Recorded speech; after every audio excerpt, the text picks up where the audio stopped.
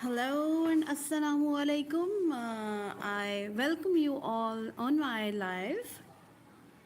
I hope everyone is doing so good. Good morning and have a really very nice day.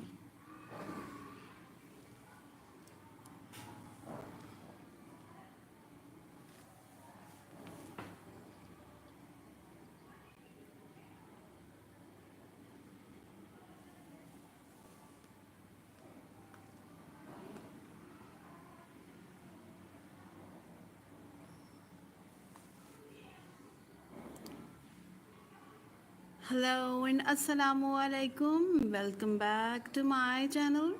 And I am very happy that you have come to join my live. And in many countries there would be morning, and in some countries there would be night. So everyone who is listening to me, good morning and good night at the both times. Today I have come here to tell you the story of the Gift of Magi. The story has been written by o.Henry, who was a really great short story writer. Everyone knows that.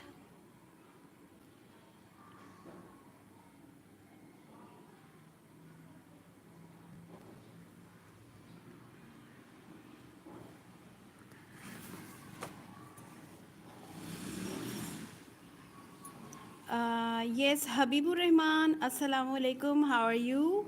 I'm from Pakistan. Hello.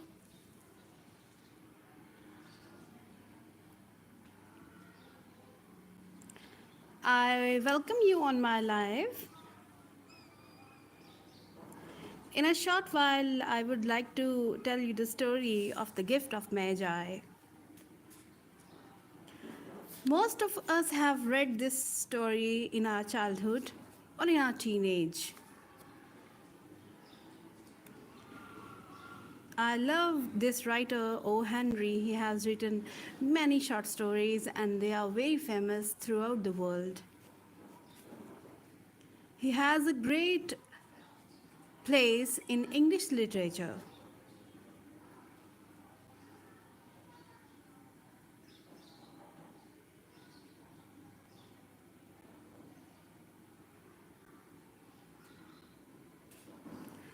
Okay, guys, let's start the story. I can see that some people have joined me on my live.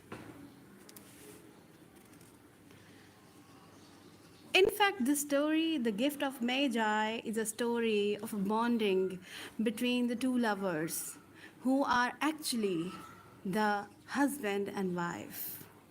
Both are very poor, but they have the wealth of love, the wealth of cooperation, the passion of love.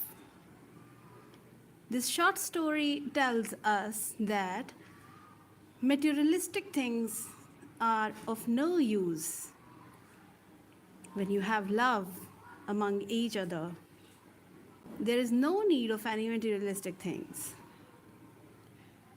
You can ask me any questions during this live session. I would love to answer those questions. If you have any queries, you may ask me in the comment box.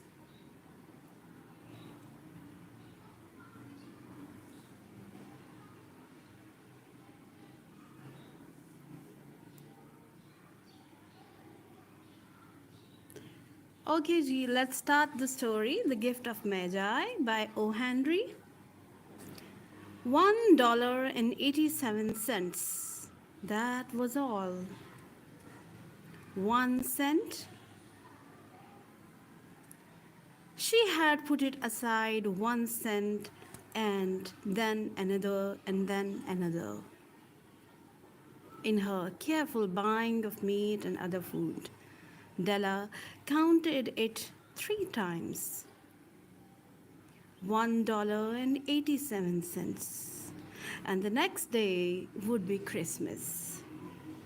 Now, I hope you have understood that this is the Christmas night, and Della is the heroine, the protagonist, the main character of this short story. There was nothing to do but fall on the bed and cry. So Della did it. It means that Della didn't have any options except to cry. To cry over poverty, to cry over empty pockets she had. Only $1.87 to buy a gift for Jim. Now, the second character is being introduced. The second character is Jim, and of course, he is the husband of Della. Both are the young couple, and they love each other so much. She had had many happy hours planning something nice for him. Of course, she wants to give him a very nice gift on the Christmas night. Something nearly good enough, something almost worth the honor of belonging to Jim. It shows Della's love for Jim, that Jim was such a thing for him, such a thing for her, that she could imagine nothing less worthy for her. The James Dillingham Youngs were very proud of two things which were owned. One thing was Jim's gold watch. It had once belonged to his father, and long ago it had belonged to his father's father. The other thing was Della's hair. It means that both the characters have two things which are very precious to them, but they are the materialistic things. And it seems to us that they used to be very rich in some old times. But now they are not that much rich, but they have two things which are very much dear to them. One is Jim's watch, and the second one is Dalla's long hair. And Jim, of course, loved those long hair very much. If a queen had lived in the rooms near theirs, Dalla would have washed and dried her hair where the queen could see it. Dalla knew her hair was more beautiful than any queen's jewels and gifts. It shows that Della was very pretty and she had very long hair, and of course, Jim loved her hair. If a king had lived in the same house with all his riches, Jim would have looked at his watch every time they met. Jim knew that no king had anything so valuable. So now Della's beautiful hair fell about her, shining like a falling stream of brown water. It reached below her knee. It almost made itself into a dress for her. In these lines, we are told about the beauty of Della's hair and the importance of Della's hair. That those hair was so long and shiny, just like a waterfall, and of course, Jim loved those hair very much.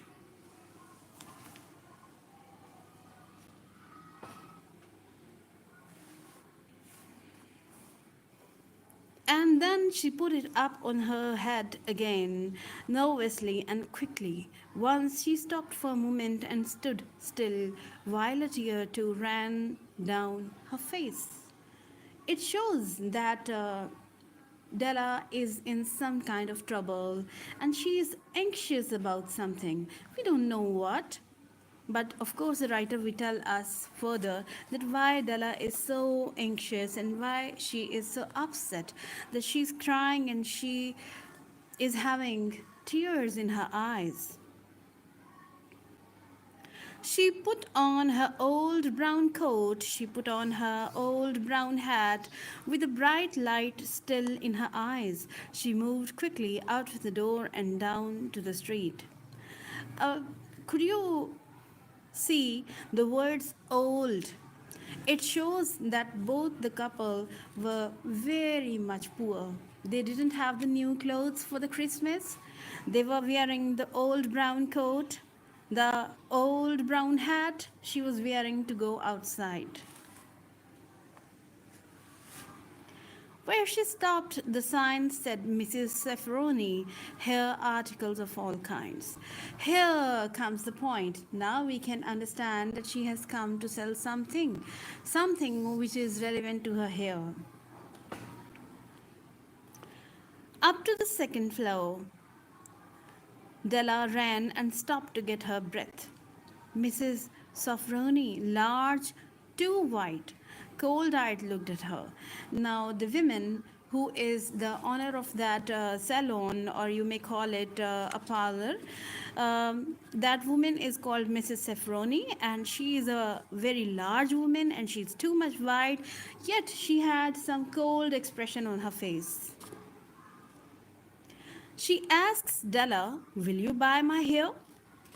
"I buy hair," said Mrs. Sefroni. "Take your hat off and let me look at it." Down fell the brown waterfall. Now you may understand what is the brown waterfall. Brown waterfall means the long and beautiful shining hair of Della. And of course, she has come to sell those beautiful long hair. $20, said Mrs. Sefroni, lifting the hair to feel its weight. Only $20? Means that this is the worth of her beautiful hair which Jim loved the most. $20, said Mrs. Sefroni, lifting the hair to feel its weight. Give it to me quickly, said Della, and Della was anxious to have any kind of money. That is why she didn't bargain with Mrs. Safroni. And she said, "Give it to me." Oh, and the next 2 hours seemed to fly. She was going from one shop to another to find a gift for Jim. Of course, it was a Christmas night in Jim, and she had to give some very worthy and very beautiful and some kind of expensive gift to Jim. She found it at last. It surely had been made for Jim and no one else. There was no other like in any of the shops, and she had looked in every shop in the city. Now, the writer is going to tell us which gift Della has brought for Jim. In fact, it was a gold watch chain, very simply made. Its value was in its rich and pure material. Because it was so plain and simple, you knew that it was very valuable. All good things are like this. Means all good things are pure and simple and plain.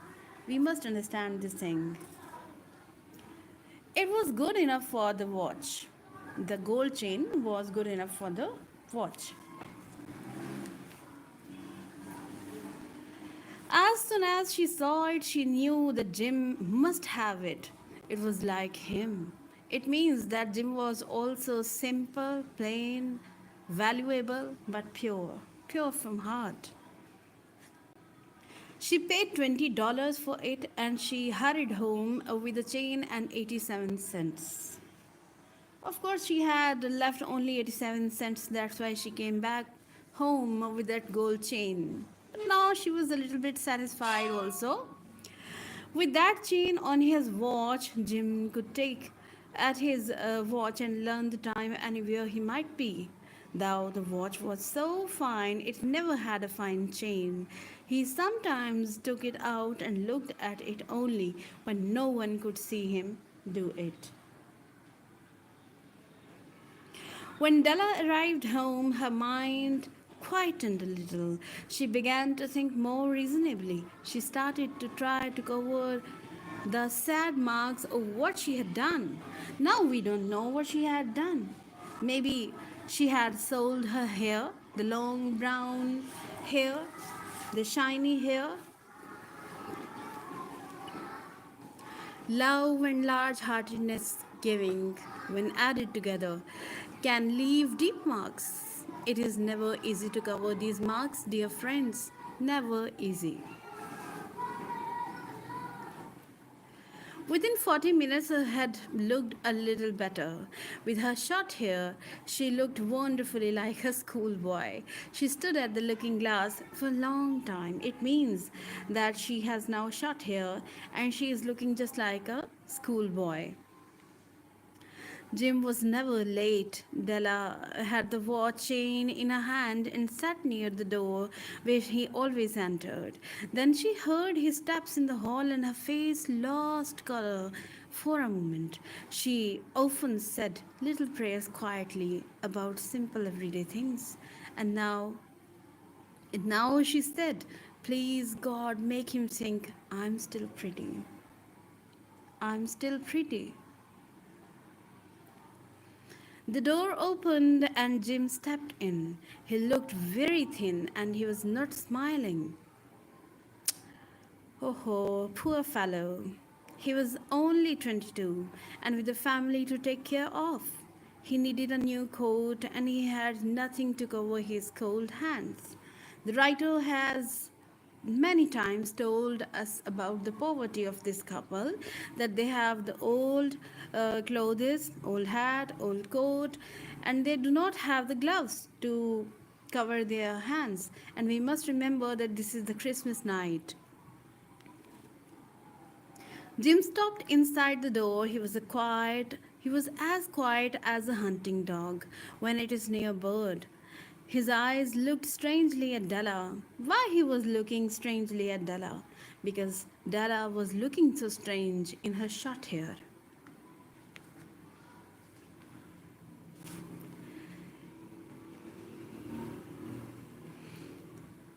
His eyes looked strangely at Della, and there was an expression in them that she couldn't understand. It filled her with fear. It was not anger, nor surprise, nor anything else she had been ready for. He simply looked at her with strange expressions on his face. Della went to him. Oh, Jim dear, she cried, don't look at me like that. I had my hair cut off and sold it. So, viewers, we have told here that Della has cut her hair and she has sold the hairs for just to buy a Christmas gift for Jim. I couldn't live through Christmas without giving you a gift. My hair will grow again. You won't care, will you? My hair grows very fast. It's Christmas, Jim. Let's be happy. You don't know what a beautiful, nice gift I got for you. Now she is afraid that whether Jim will like her in her short hair or not, whether Jim will love her in her short hair or not, whether Jim is having the same expression, same love, same passion, same zeal for Della or not. That is why she is time and again consoling him that don't worry, my hair grow very fast.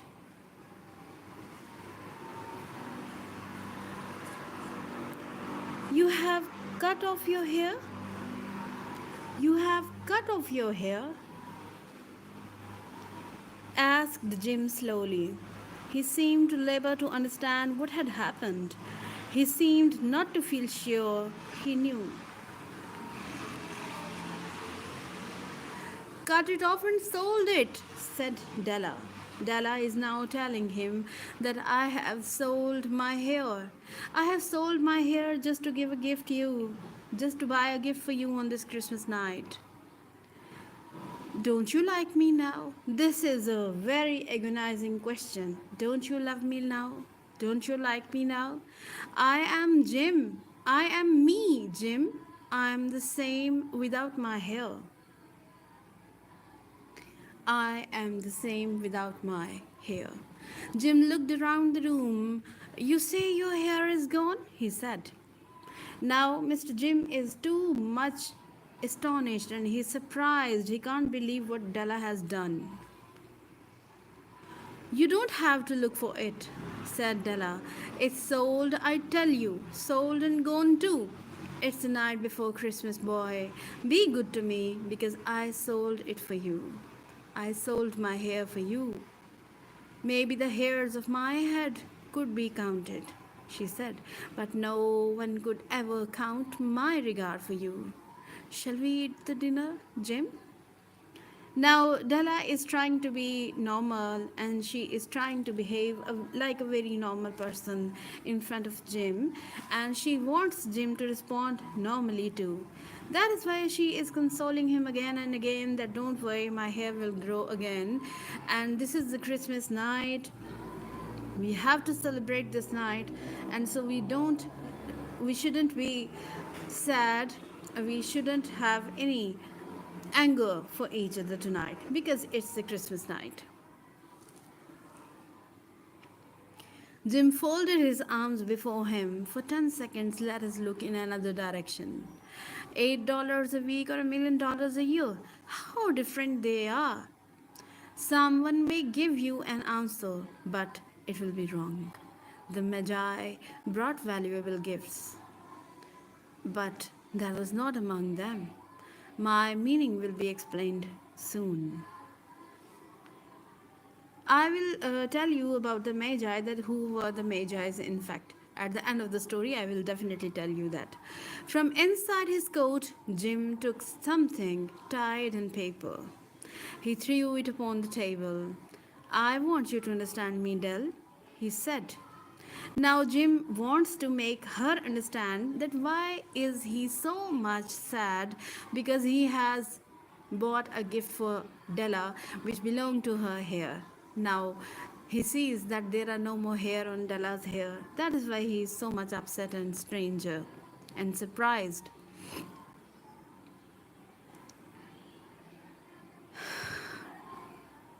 Nothing like a haircut could make me careless for you. But if you will open that, you may know that what I felt when I came in. White fingers pulled off the paper, and then a cry of joy, and then a change to tears.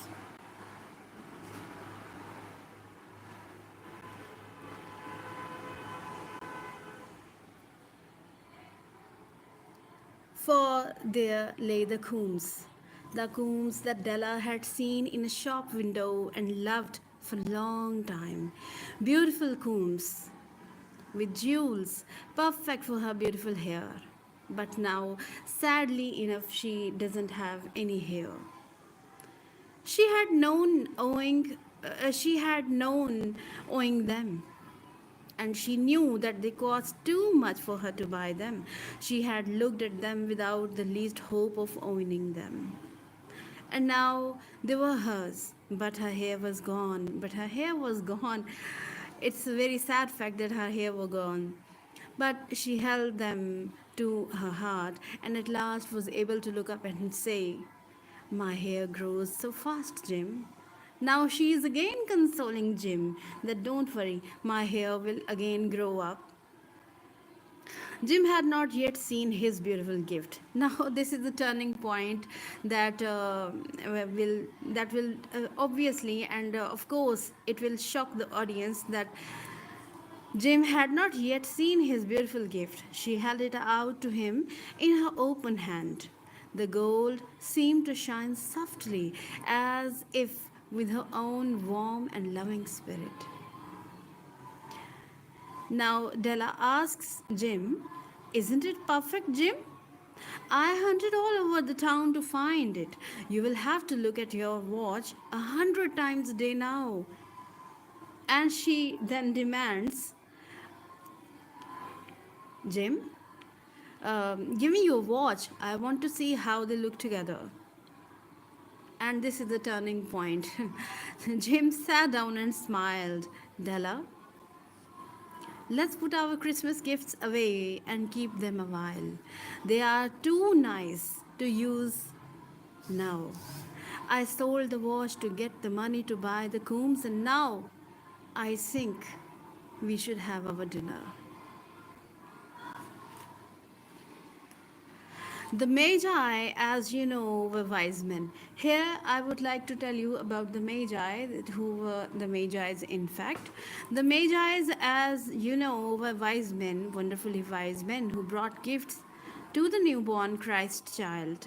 They were the first to give Christmas gifts, being wise. Their gifts were doubtlessly wise one. And here I have told you the story of two children who were not wise. Each sold the most valuable things he owned in order to buy a gift for the other. But let me speak the last word to the wise of these days. Of all who give gifts, these two were the wisest. Of all who give and receive gifts, such as they are the most wise. Everywhere, everywhere, they are the wisest ones. They are the Magi. They are the Magi. So here comes the story to an end. I hope you people have liked this story, and thanks for being with Mehreen for such a long time. So here I have some messages from Mr. Habibur Rahman. Okay, he is saying, I have subscribed to your channel. I hope to learn to speak English from your live. Of course, if you are a beginner, if you are a learner, you can learn English from anywhere you want to like. The first thing which you want to learn English is to speak. First speak, then you have the confidence, and then you can learn the language. This is not as much difficult as people think about it. So here comes to an end of my life. I hope you people have enjoyed it. So inshallah, I will come up again with some new short stories. Keep subscribing to my channel and keep watching my channel, and I request you all to visit my channel to see what magic literature has done. And there the characters speak, and you can visualize them not only in your imagination but also on your mobile screens. Thanks for being with me. Yes, Gil Infotech. Hi, good morning. Thank you so much. Good morning to you too. But unfortunately, my live session is about to come to an end. You are late, I think so.